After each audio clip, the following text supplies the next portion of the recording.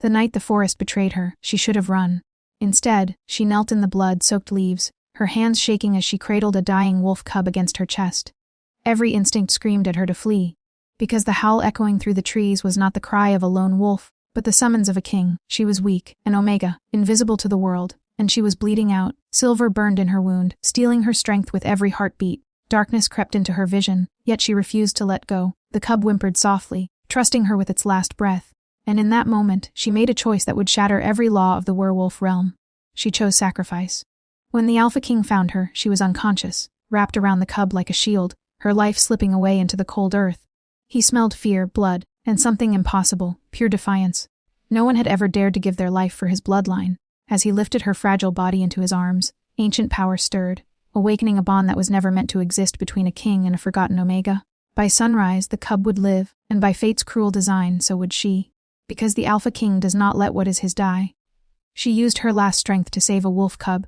The Alpha King found her unconscious the night the forest chose her. The forest was not kind to the weak. Cold mist clung to the twisted trees like ghosts that refused to leave. Moonlight spilled through broken branches, painting silver scars across the ground. Every sound, every crack, every howl, felt like a warning meant only for her. Yet she ran. Her breath burned her lungs. Her legs trembled, soaked in blood and mud, but she didn't stop. In her arms was a small, trembling wolf cub, its fur-matted one hind leg twisted unnaturally. The cub whimpered softly, a sound so fragile it cut deeper than any blade. "I've got you," she whispered, her voice breaking. No one had ever protected her. She had learned that early in life. An orphan, an omega with no pack, invisible, disposable. The kind of girl the world stepped over without noticing. But tonight, the forest had placed something helpless in her arms, and she refused to abandon it. Behind her, a distant roar shattered the silence. Her heart skipped. A wolf. No, wolves, powerful, territorial, please, she gasped, tears mixing with rain. Just let me save him. She stumbled, crashing to her knees near a fallen log. The cub cried out, weak but alive. Her hands shook as she tore a strip from her already ruined dress, wrapping it around the cub's injured leg. Blood soaked the fabric instantly. Her vision blurred. She had lost too much blood already. A deep gash burned along her side. Silver blade, meant to punish her for trespassing near pack land. She remembered the laughter, the shove, the words, "An omega's life is worth nothing." Her strength was fading. She could feel it slipping away like sand through her fingers. Still, she pulled the cub closer, curling her body around him, shielding him from the cold. "I won't let them take you," she whispered. Even if this is all I have left," the forest answered with silence. Then, a presence, heavy, dominating, ancient. The ground seemed to vibrate as massive paws stepped into the clearing. The air thickened with raw alpha power, so overwhelming it made the trees bow. Golden eyes glowed in the darkness. The Alpha King had found them. Kale of the Black Moon Pack, feared across all territories. A ruler known for his merciless justice. A king whose wolf had torn enemies apart without hesitation. His gaze fell first on the cub, alive, injured but breathing. Relief slammed into his chest like a fist. Then his eyes shifted to the girl. She was crumpled against the earth, blood staining her clothes, her arms still wrapped protectively around the cub. Her heartbeat was faint, too faint. She smelled wrong. Human, omega, and something else as sacrifice. Kale knelt, his massive form towering over her fragile body. His wolf snarled inside him, confused, angry. "Drawn, she saved him," murmured disbelief rough in his voice. The cub licked her fingers weakly. Something snapped. A bond he did not understand stirred violently in his chest. Kyle reached out, lifting her into his arms as if she weighed nothing. "Don't die," he growled, command threading his voice like magic. "You don't get to die after this." Her lashes fluttered once. Then she slipped into darkness, and the Alpha King carried her toward a fate that would shake every pack, every law, every truth she had ever believed. The Alpha King's den warmth. That was the first thing she felt. Not the harsh heat of fever, but something deeper, steady, surrounding her like an unseen embrace. The scent reached her next. Pine smoke, night air power. A presence so strong it made her chest tighten even in sleep. She tried to move. Pain exploded through her side. A soft sound escaped her lips. Instantly the warmth shifted. "She's awake." The voice was low, commanding male. Her eyes fluttered open. Stone walls surrounded her, lit by glowing crystals embedded in the rock. Thick furs lay beneath her, impossibly soft, smelling of wolf and earth. This was no healer's hut she had ever known. This was a den, ancient, powerful. Her gaze lifted slowly. He stood near the entrance, broad shoulders nearly brushing the stone. Long dark hair fell loosely around his face, eyes like molten gold watching her with an intensity that stole her breath. The Alpha King. Fear should have come first, it didn't. Instead, her heart reacted, sharp, confused, traitorous. Her voice cracked. "The cub," a Kale stiffened. "You ask about him before yourself," he said quietly. She swallowed, forcing herself upright despite the pain. "Is he alive?" Kale stepped closer. With every stride the air thickened. His presence pressed against her senses. Not threatening, but overwhelming. He lives, he said. Because of you. Relief flooded her so suddenly that tears burned her eyes. She sagged back against the furs, breath shaking. Then, that's enough. Kale frowned. Enough. She turned her face slightly away. I did what I could. You don't owe me anything. His jaw tightened. Omegas begged. They pleaded. They demanded protection or reward. This one dismissed her own survival as if it were nothing. You were dying, Kale said. Her fingers curled into the fur. I know.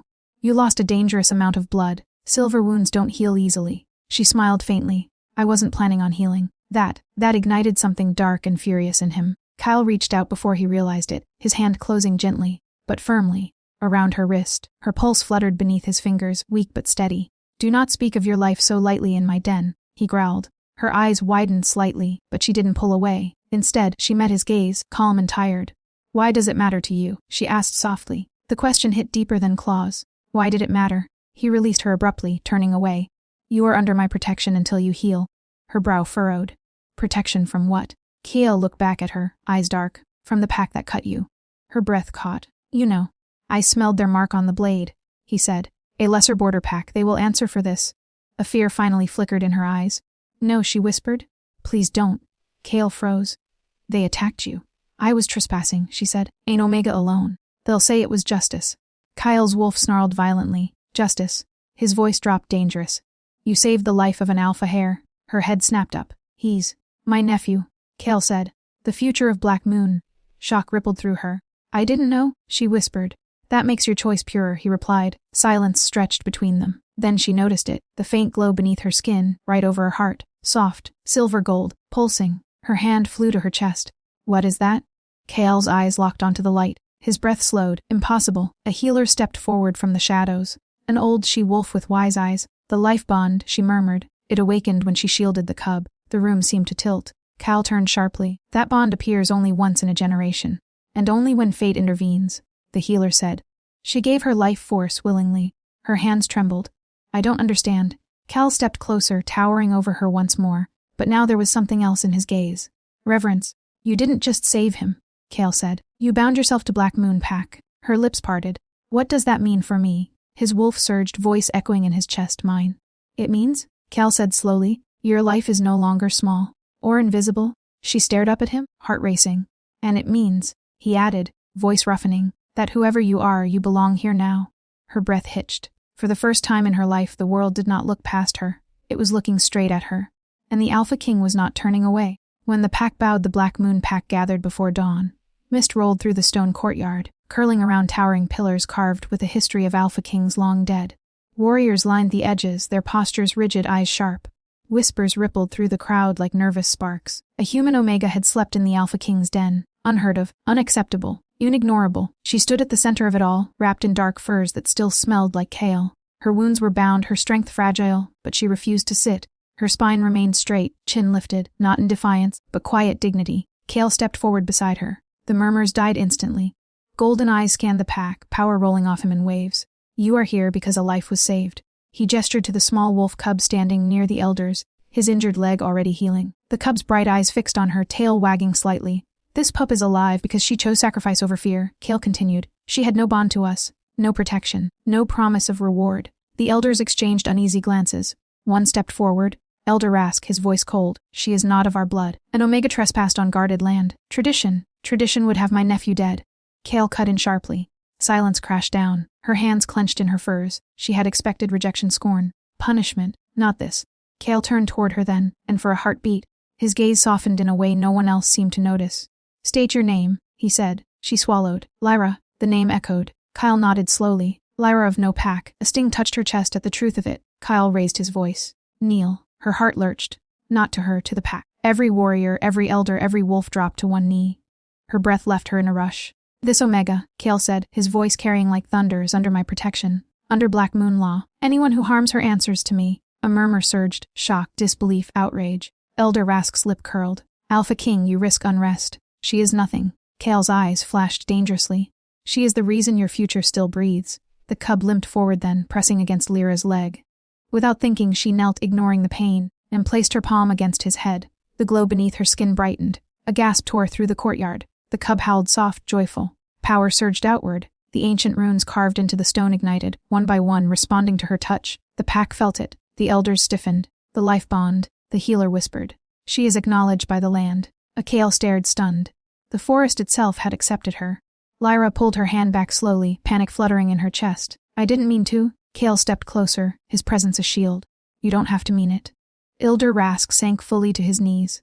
The laws are clear, he said hoarsely. One who awakens the pack's runes must be honored. Lyra looked up at Kale, eyes wide. I don't want power. His voice dropped, meant only for her. Power doesn't ask permission.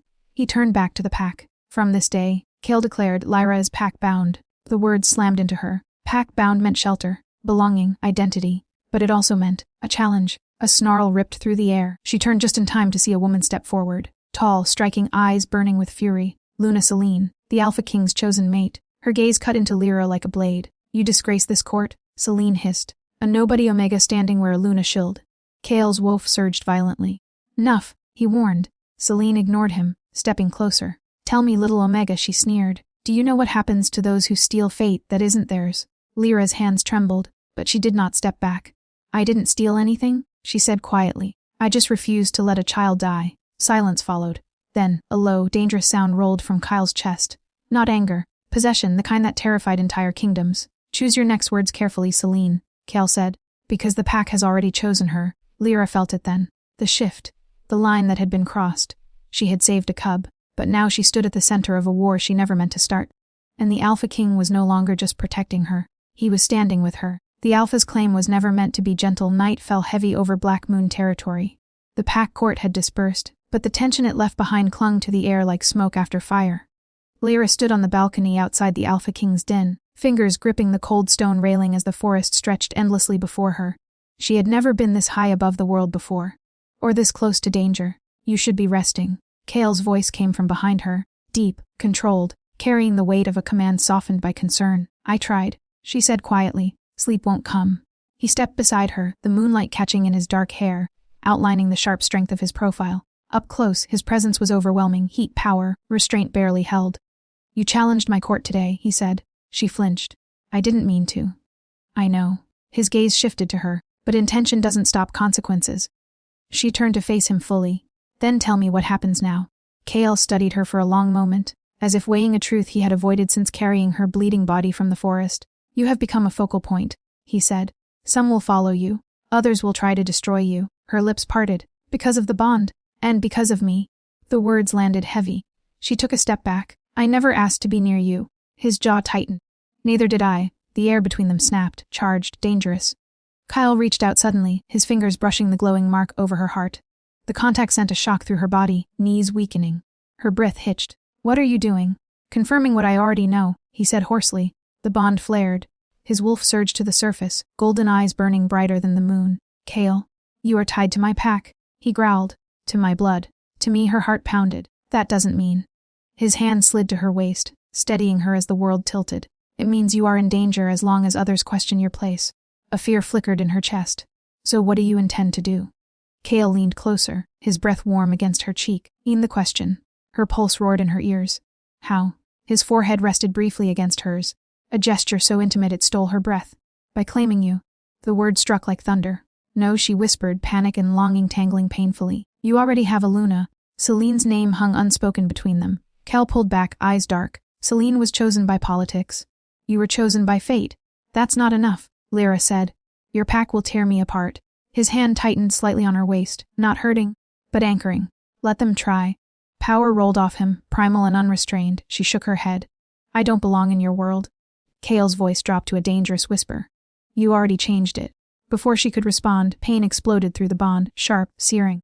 Lyra cried out, clutching her chest. Kale snarled, catching her instantly. Celine, he growled. She's challenging the bond. Far below, a howler code, female, furious. The Luna trial. Lyra gasped, memories she didn't know she had flooding her mind. She's invoking it.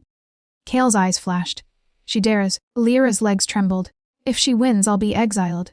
If she loses, Kale said coldly, she forfeits her claim. Her breath shook. I don't want to fight her. Kale lifted her chin gently, forcing her to meet his gaze. This isn't about strength. What is it about? Truth. The bond pulsed again, warm this time. Kale's thumb brushed her cheek.